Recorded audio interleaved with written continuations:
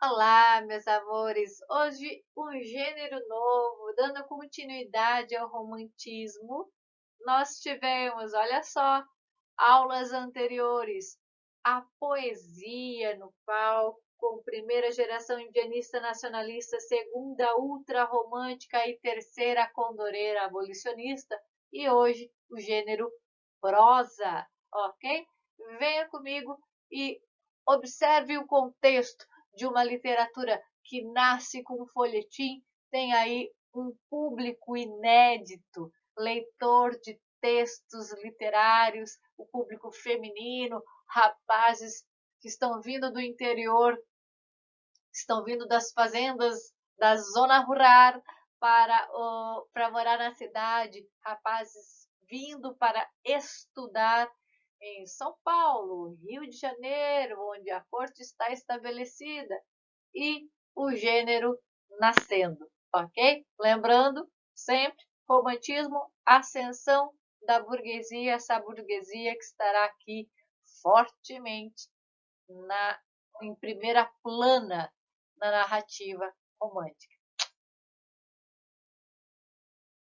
O folhetim é o veículo principal de distribuição das narrativas. E olha que curioso, tanto o folhetim vai vender mais porque dia a dia tem uma publicação de um capítulo do livro, isso vai mantendo uma clientela mais fidelizada ao jornal, ok? A essa prática de comprar o jornal. E, por outro lado, viabiliza, com a tiragem de mais jornais também, viabiliza a outros escritores também, né, se motivarem aí a escrever para publicar. O folhetim ajuda a literatura e a literatura ajuda ao folhetim. E o público, esse mais agora comum, menos acadêmico, não é o Arcade escrevendo para o próprio Arcade, ok? Não é o padre escrevendo para pronunciar o seu texto, o seu sermão na igreja. Eu tenho um público mais comum, a vida cotidiana sendo trazido para essas narrativas, letramento feminino, que vai até um certo limite. A mulher, muito importante lembrar que aqui no século XIX ela não pode frequentar a universidade. Aquelas que o fizeram foram mulheres à margem da sociedade, isso mesmo, fora do que a sociedade permitia. Então, uma mulher que a gente diz à frente de seu tempo, ok? Porque a mulher deste tempo, como Machado de Assis bem diz lá em Memórias Póstumas de Brás Cubas, né? Serás uma boa mãe de família, isto é, fecunda e ignorante.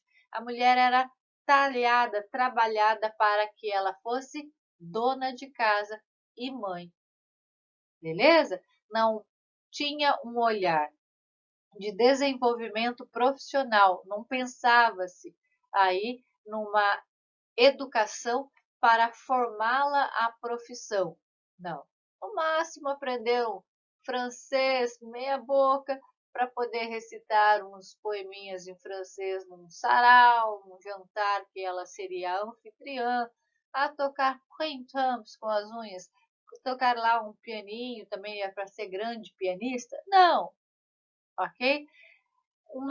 Só para ter uma ideia das disciplinas que as mulheres tinham na formação do ensino médio delas e fundamental, médio não, porque não chegava-se ao ensino médio, né? Esse ensino fundamental tinha bordado, pintura, tricô, boas maneiras, culinária, para a mulher ser uma boa dona de casa, ok? E é do lar que ela sabe falar, é essa estrutura doméstica, esse ambiente doméstico que é o que é permitido a ela conhecer. Então, essas narrativas que trazem histórias morais, famílias, núcleos, né? Esse pequeno núcleo familiar, o casalzinho, as suas divergências por contas, a gente vai perceber ali, né?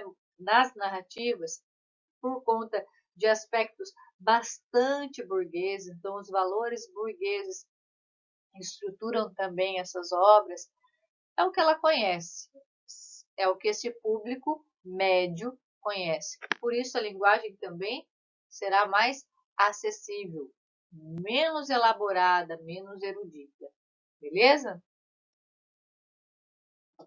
E era nessa estrutura folhetinesca que os capítulos eram publicados, e olha só, tem uma sequencinha aí, uma receitinha dando certo nesse início de produção literária, que é o conflito, a desordem, a crise, ok? Isso prende muito o camarada na série, não é não? Então, estabelece a desordem, estabelece a crise nos valores burgueses, depois passa por um momento de superação dessas dificuldades, os valores são reafirmados e a felicidade é restabelecida ou é estabelecida. Que valores burgueses nós podemos citar? O valor do trabalho, por exemplo. É honroso conquistar, possuir as coisas com o suor do próprio rosto, ganhar a vida com o suor do próprio rosto. Mas olha o paradoxo. O burguês século XIX tem vergonha de trabalhar. Trabalhar é coisa para pobre. Colocam pessoas para trabalhar para você. Aí sim. Uhum. Então, nós temos, ao mesmo tempo, o valor do trabalho é essa mesma burguesia tem vergonha de ser um trabalhador. É o filho deste burguês, o bom vivan, ok? É o estudante. E qual é esse público, né? A gente fala repetidas vezes, a mulher, a mocinha, mas também esses estudantes que vieram dessa classe rural, vieram para as cidades, vieram se estabelecer nos grandes centros, e aí outros valores vão ser aprendidos e valores serão discutidos, ok?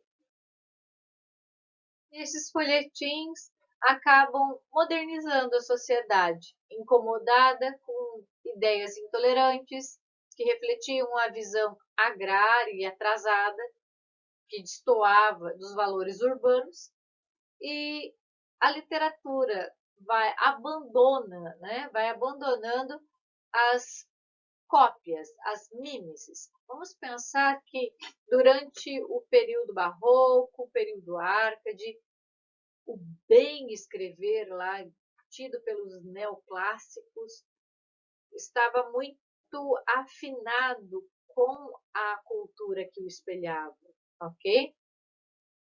Que eles se inspiravam. Então, os neoclássicos, os árcades, vão muitas vezes imitar, mímese dos gregos, né? Vão imitar obras já produzidas. Aqui, com essa liberdade, com este novo público leitor, nós temos também um jeitão de escrever mais livre, ok?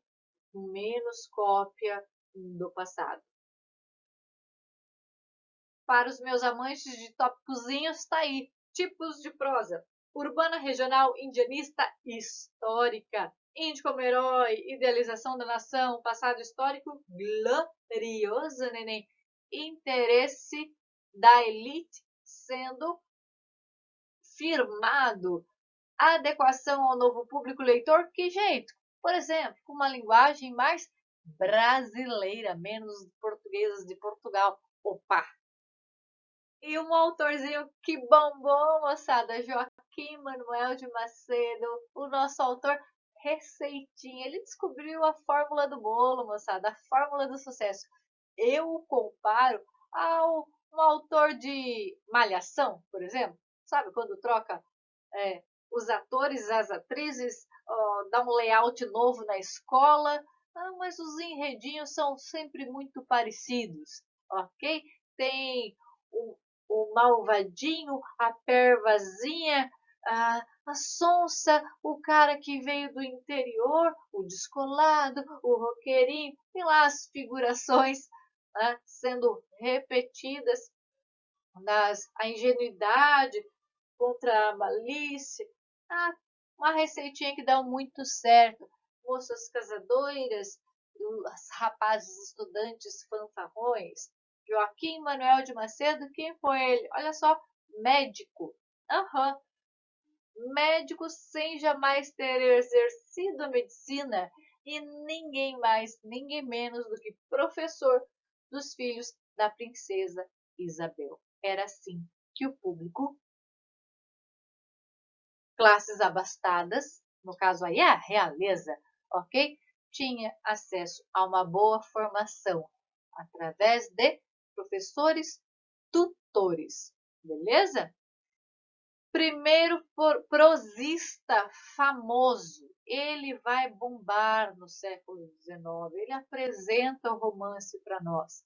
No entanto, o destaque maior não é ele, beleza? Ele vai ficar famoso, ele vai vender bastante, porque as suas historinhas, aguinha com açúcar, né, cai no gosto popular, mas ele não é o bam bam do romantismo. Nós temos outro que você verá depois. Pioneiro na formação do romance, romances despretensiosos, valores burgueses, recato e comportamento, romance, água com açúcar, fórmula dos folhetins europeus, ou seja, ele vai difundir aí em sua prosa, em sua narrativa, algo dentro daquela linha da superficialidade de como fazer um romance. Deu super certo, beleza? Para ele, foi muito ok. E tem um romance que eu gosto, acho bem legal, A Moreninha, que inaugura o romance romântico. Vamos mais um? Aí, meus queridos, The Oscar Go To, José de Alencar, o patriarca do romance. Porque a sua literatura tem originalidade. Iracema, indianista, o Guarani, indianista, e não se parecem, ok? Não é uma receitinha aplicada uma na outra, uma continuidade de narrativa. A Senhora e Lucila, obras urbanas, mas com personagens femininas bem distintas uma da outra. A sociedade é a mesma, mas a configuração da narrativa original, identidade marcadona cada uma, ok? Tá lá o nosso advogado, jornalista e político, representante de uma elite monarquista. Ele retrata painel do Brasil, ele tem essa gana de falar um pouquinho até, gente, do Rio Grande do Sul. Eu falo assim, meu Deus, como que o cara nasce, vive no Ceará e vai falar o gauchesco? É um pouco complicado mesmo, porque nós não estamos na era da internet no século XIX, então não tem videozinho circulando para ele realmente absorver a cultura do Rio Grande do Sul, ok? Meio ouviu falar. Não dá tão certo quanto a obra urbana, em que ele fica com uma ambientação mais próxima dos cenários que ele conhece, por exemplo, o Rio de Janeiro, ok? Idealização humana e social. Índio como cavaleiro medieval. Lembra, como falar de romance ou falar de romantismo é falar de idealização.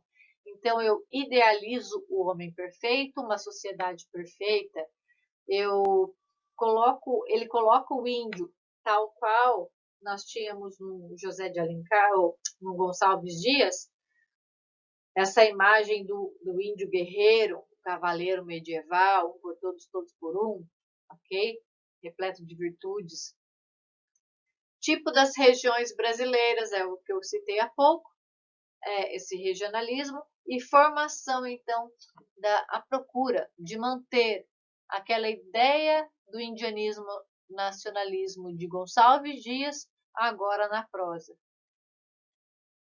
Procura identidade nacional, retratar identidade nacional. Por isso, a busca por elementos de cor local. É o que nós dissemos lá nas primeiras aulas de características de romantismo. Beleza? Perfis femininos, sempre lá dentro dessas mulheres bastante fortes e também idealizadas. Meus amores, ficamos aqui. Deixo uma atividadezinha escrita para vocês, para melhorar a, a percepção e o aprendizado. E a gente se vê. Aula que vem online. Ah, neném, que saudade. Até mais, meus amores. Aquele beijo e aquele tchau.